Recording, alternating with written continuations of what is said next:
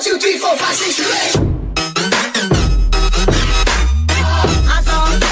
8. Alright guys, welcome back to another video. If you're new here and roller coasters are what you're into, then please consider subscribing for content all about roller coasters. So in today's episode of Scream Kingdom, we will be building the first train station for our park. This will be right behind the Ferris wheel that we completed in the last episode. And you're probably noticing, what the heck am I doing? Well, it's because apparently stations, they do have collision, and I think you can't turn it off. So I had to do this weird method to get the train elevated above the ground. I wanted the train station to be elevated because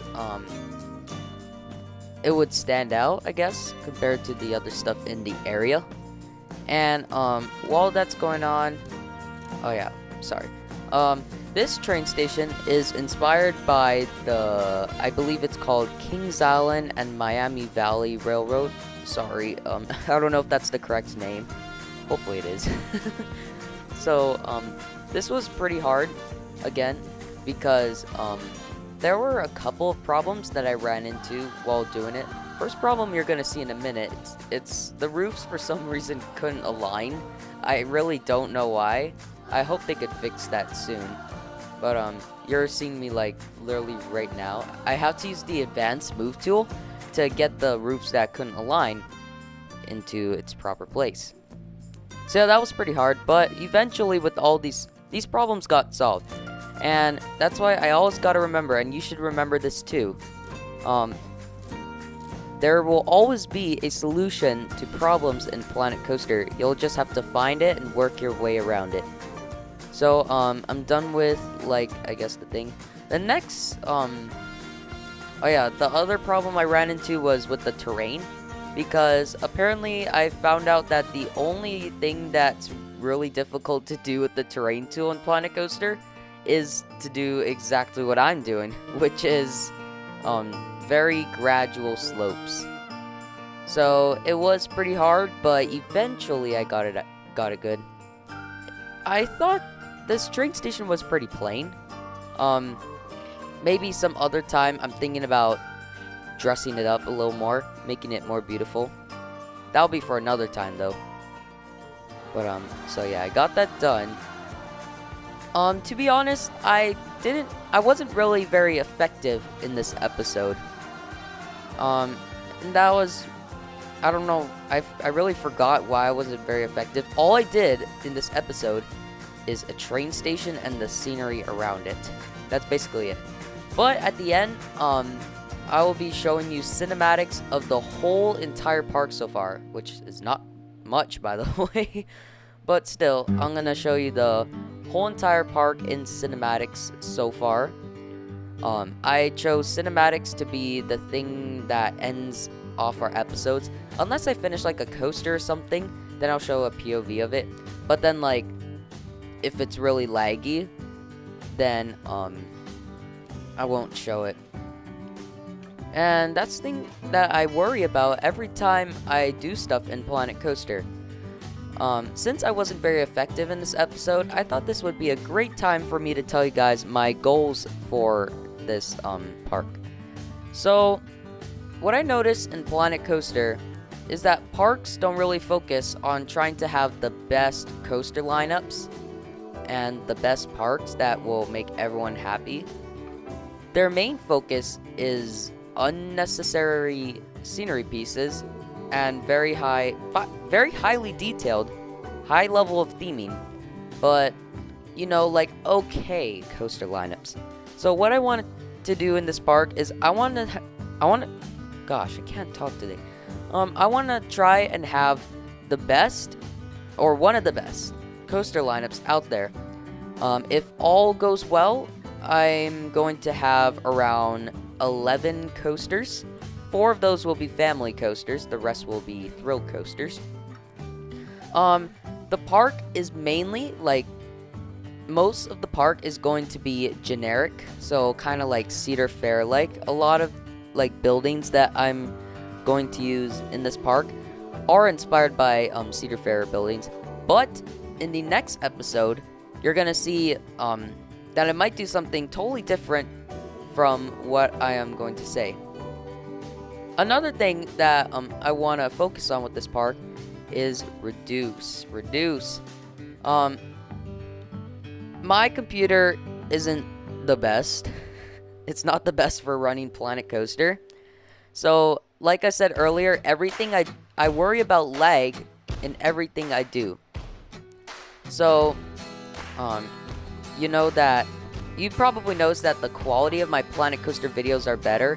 In the second episode, I told you that I got cheat engine, so I can give you guys high FPS footage. The FPS is only going to go down in terms of cinematics of this park because my computer is really bad. And apparently, more lag is because of a lot of parts. Special effects trigger a lot of lag. A lot of nature. So a lot of bushes and trees, those create a lot of lag, and a super huge park makes a lot of lag. And so I'm really worried that I might not even finish this park when it's unbearably laggy. But hopefully I can actually finish this park before it gets too laggy. That's why this park is gonna be pretty compact. And again, I want to reduce the amount of stuff I do. The part counts in buildings. Part count is how many parts are a building contains. I want to try a pretty low part counts so that less lag, because I don't want to really add unnecessary detail when it's already good. That's another thing. So I have a story for this park, but I'm going to tell you that story in the next episode of Planet Coaster. And in the next episode, you're probably going to see me, I'm going to reference the next episode a lot, because the next episode is going to be something different. I'm going to do something different in this park, something that you might not necessarily expect. The next episode, I'm going to be making a new area. It's going to be rapid expansion. Ooh. So yeah, rapid expansion the next episode. This episode is just a train station. So yeah. I don't really have anything else to say. Let me discuss my goals more. So again, a really good coaster lineup. I don't want the park to focus on the scenery. I want it to focus on the rides. I want to have a world-class lineup of rides and attractions. Oh, right here. So, I did a little bit of the train track, like actually. And I want to know, I haven't been to a lot of amusement parks. I haven't really been to any amusement parks, theme parks mainly.